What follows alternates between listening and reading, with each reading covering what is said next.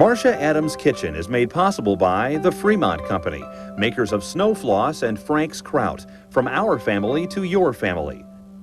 Vera Bradley Designs, creators of classic quilted cotton luggage, handbags, tableware, and clothing. And the Altrista Consumer Products Company, marketers of a full line of food preservation products, including Ball home canning products. Hello there and welcome to my kitchen. We're going to do some special foods today. Fried chicken, spoon bread, a superb bread pudding with hot whiskey sauce, and a velvety sweet potato pie. But first, let's talk about the South. Being in New Orleans is a mixed blessing because you have to choose among the world's best restaurants. One restaurant of special interest among the hundreds of fine places there to eat is called the Dooky Chase restaurant. It's known for its Creole food, its art collection, and its spirited owner. One of the most authentic and better-known Creole restaurants in New Orleans is not in the Quarter, but a few blocks away. The success is due to the vision and determination of one individual. We're here in the Victorian parlor of the restaurant, which is just one of its many unique features. It's really appropriate. This is where we would chat with Leah Chase, who is the guiding light and the creator of the interior design, the collector of the art, and also the creator of the very wonderful Creole food that's prepared in the kitchen. Thank you for having us, Leah. Thank you so much. Tell me the story of the restaurant, because I know it has an illustrious past. Well, we've been here 54 years. In the same location.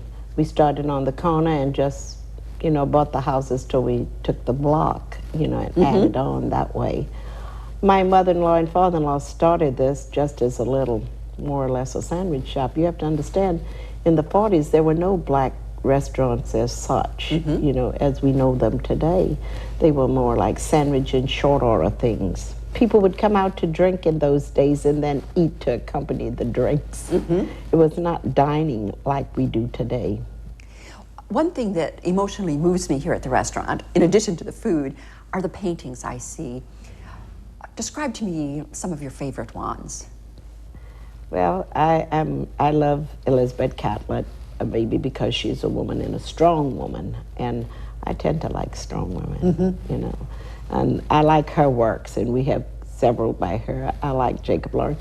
You notice they are all by black artists, or as you call us today, African-American artists, because I feel comfortable with that. I love the arts. I just love art, period. But I thought it would do best for me to buy art from them because they didn't have an outlet like all the other artists in the city. In addition to Catlett's work, who are a couple of other painters that you especially like? Well, you would have to love Jacob Lawrence. Maybe I love Jacob Lawrence because he is more my age. We both came up through that WPA era. I think he had a little bit more going for him in that day than I had. So, and I can relate to him. He does such beautiful work, and he's strong too. And then I like Richard Thomas, who is a young man here. And I like Richard because he works a lot with children, and his work is nice and just simple, everyday thing.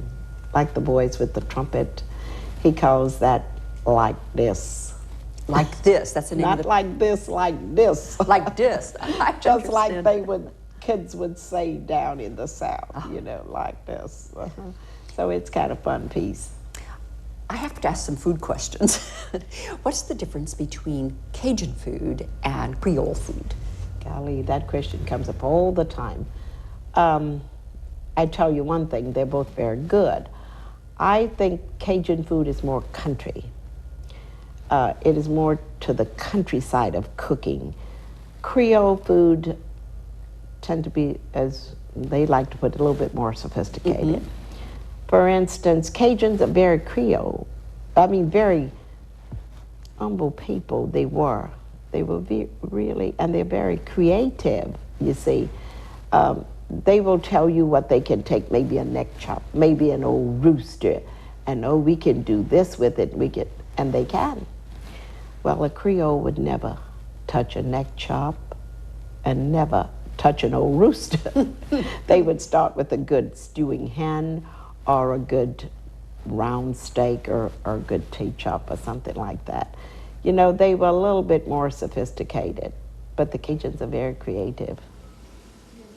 Leah prepares the old specialties with confidence and pride. Her fried chicken is succulent and nicely spiced with garlic and thyme. Frying it in peanut oil adds to its flavor. A platter of this at any table brings raves of approval. I like to serve her version of fried chicken with creamy potato salad. The gumbo explodes with flavor, and her version of bread pudding is marvelously good, creamy and subtle with undertones of spices. After our superb meal, we went back to the river to watch the boats.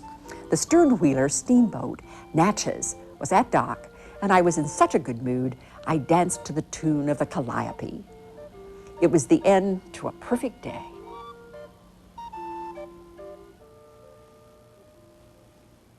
Leah Chase is respected and loved in many worlds, and she was included in Brian Lanker's book, I Dream a World, Portraits of Black Women Who Changed America. Here's her picture.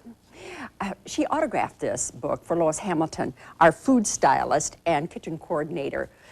Lois is a warm acquaintance of hers. It just isn't the food that enchants one in New Orleans. It's the whole ambience, the quarter, the music, the river, and the friendliness of the people. We had a wonderful time there. It's a delightful place to visit.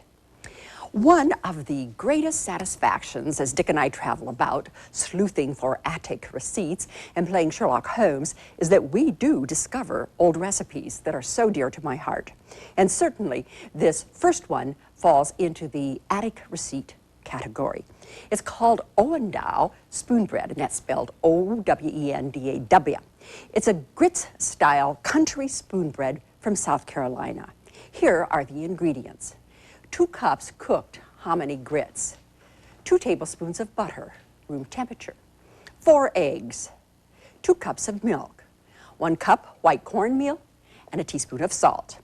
The first thing we want to do is stir the butter into the warm grits that have just finished cooking and let those melt. Ooh, I do love grits. Every time we go to the South, I can hardly wait to have breakfast because I know that we will have grits on the side with the wonderful Southern country ham and eggs. Now, grits are made from white or yellow corn dried kernels. The actual grains of grits are larger than grains of cornmeal. And the word stems from the Middle English word grit, as does the word groats. But that's another whole story. Now here we have our eggs all beaten up very nicely, and we're going to add about 3/4 of the cup of the grits, and the butter has melted beautifully, to this. And this is just, you see, partially cooking the eggs, and so we don't have scrambled eggs all at once. And just twist those in. That's good enough. Now we're going to add the remaining grits and add those kind of slow and whip at the same time. It would be nice if one had a 3rd or 4th hand when they're doing these kind of recipes, don't you think? Okay, there we are. Get that in. Then we're going to add the milk gradually, as well as the white cornmeal and the salt. All right, the milk next. And real spoon bread recipes call for separating the eggs, then folding in the whites. But this is a much quicker version. As I mentioned to you, it is a country version. Now, we're going to add the white cornmeal. See how light it is? And add that in. This just goes together so easily that I think it makes not having spoon bread inexcusable. Thus far, no one can tell me about the name Owendaw. There's speculation that it may be a Southern Indian tribe. If you know for sure, be sure to drop me a line. Now pour this custard-looking mixture, because that's certainly what it looks like, into a greased 10-inch square pan. See? Doesn't that look like a pudding? There we are. And bake this at 350 degrees or until the top is golden brown. Do serve it immediately. You probably noticed that this recipe has no flour, so it won't raise as high. The texture is as delicate as its flavor. It's very moist and custard-like, so serve it on individual bread and butter plates with lots of butter.